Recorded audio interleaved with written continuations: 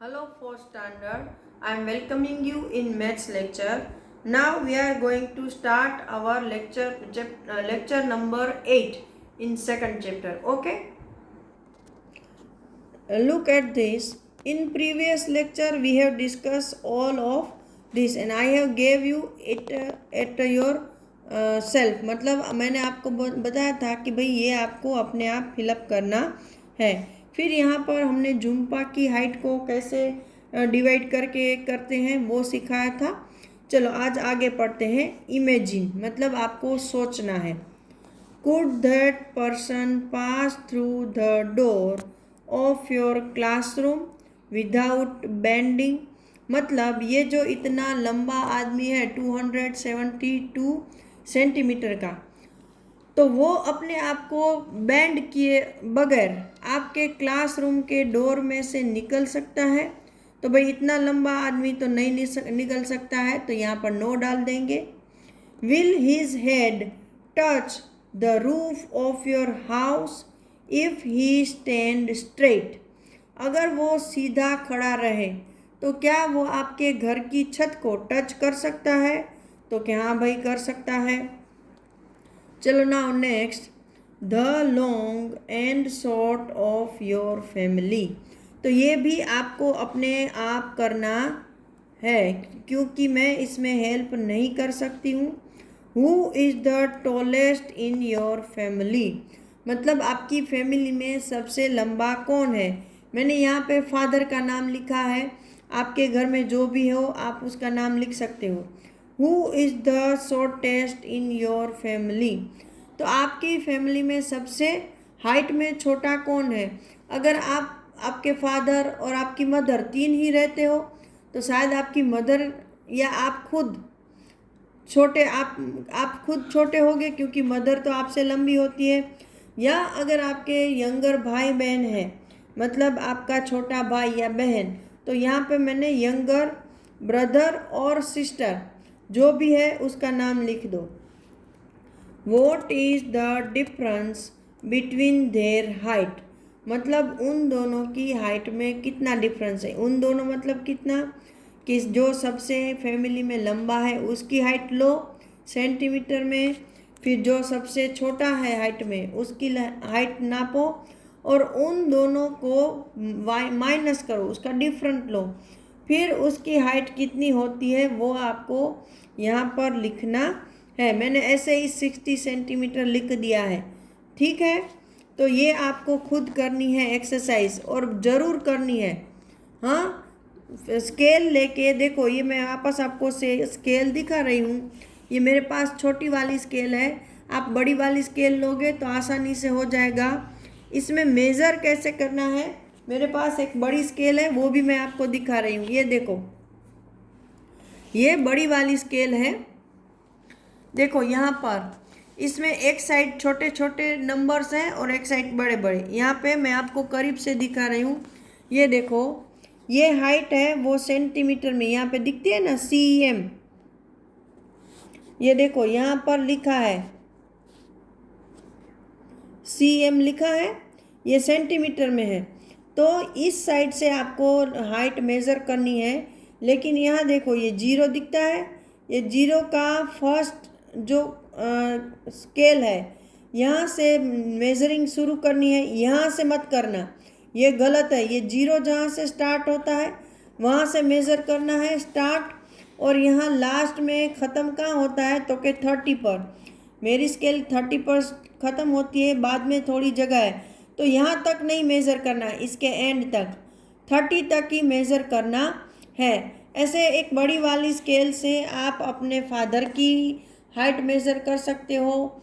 या फिर ऐसा करो, किसी दीवार में पेंसिल से ऐसे ड्रॉ कर लो, फिर मेज़र करो जैसे आपको समझ में आए.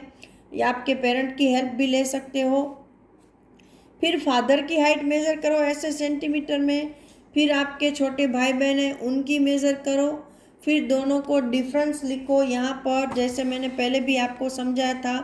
सपोज़ आपके फादर की हाइट है 170 सेंटीमीटर, ठीक है, और आपके छोटे भाई की हाइट है suppose 70 centimetre.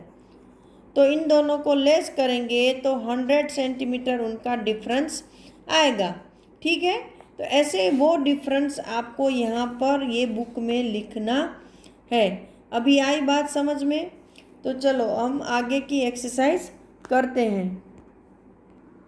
Inter school sports meet, मतलब इंटर स्कूल मतलब एक ही गांव की दो स्कूलों के बीच में या कुछ स्कूलों के बीच में स्पोर्ट्स कंपटीशन हो रही है। पहले है उसमें रेस हो रही है। This is 100 metre race for girls, girls के लिए 100 मीटर की रेस है। Arundhati is nearest the finishing line, ये अरुंधति नाम की लड़की है। यहाँ पे ये देखो, ये रेड जो झंडी है, झंडी यहाँ पे रखी है फ्लैग, उससे बहुत करीब ये अरुंधति नाम की लड़की पहुँच गई है, लेकिन फिनिश लाइन तक पहुँची नहीं है। तो क्या है, Arundhati is nearest the finishing line, Arundhati finishing line के करीब है, सबसे करीब है, बाकी सब उससे दूर है। नियरेस्ट का मतलब होता है सबसे करीब। She is about 6 metres from it, यहाँ पर देखो ये फिनिशिंग लाइन है, उससे दूर ये 6 मीटर्स आपको दिखते हैं, तो अरुंधति फिनिश लाइन से 6 मीटर दूर है। बिहाइंड हर इज़ रेहाना, यहाँ पर देखो ये अरुंधति है, उसके पीछे ये रेहाना है। तो रेहाना के बारे में क्या लिखा है, Konkona and Uma are running behind Rehana, और रेहाना के पीछे कोंकणा और उमा है। तो यहाँ पर देखो ये दो गर्ल्स हैं, कोंकणा और उमा, वो रेहाना के पीछे है। चलो आगे पढ़ते हैं। Look at the picture to answer the question below. Choose from these distances. यहाँ पे आपको कुछ क्वेश्चंस के आंसर देने हैं। यहाँ पे आपको कुछ ऑप्शन लिख के दिए हैं, उनमें से सिलेक्ट करके आंसर देने हैं। तो ये सबसे पहला क्वेश्चन है, how far is Rehana from Arundhati, मतलब ये जो रेहाना है वे अरुंधति से कितनी दूर है। तो यहाँ देखो, अगर मैं ऐसे हाथ से भी, मैं स्केल नहीं ले रही हूँ, अभी सिर्फ हाथ से मेज़र कर रही हूँ। देखो ये मेरा हाथ है, तो इन दोनों के बीच में देखो बिल्कुल डबल जितना डिस्टेंस आ रहा है ना, ये डबल है इनसे शायद। तो मैं अप्रोक्सीमेटली बोल रही हूँ कि इनसे आधी दूर है। देखो यहाँ पे ये सपोज ये 6 मीटर दूर है ना, इन दोनों के बीच का डिस्टेंस कितना है, 6 मीटर। तो इन दोनों के बीच इतना बड़ा डिस्टेंस है नहीं है भाई, इससे तो कम लग रहा है। तो मुझे इन दोनों के बीच इससे आधा लग रहा है। कितना लग रहा है, आधा, हाफ लग रहा है। तो हम कैसे करेंगे कि ये 6 मीटर है, उसका हाफ ले लेते हैं। तो 6 का हाफ मतलब 6 को ऐसे 2 से डिवाइड करेंगे, 2 3 जार 6, तो 6 का हाफ कितना होता है, 3। तो यहाँ पर मैंने 3 डाल के रखा है।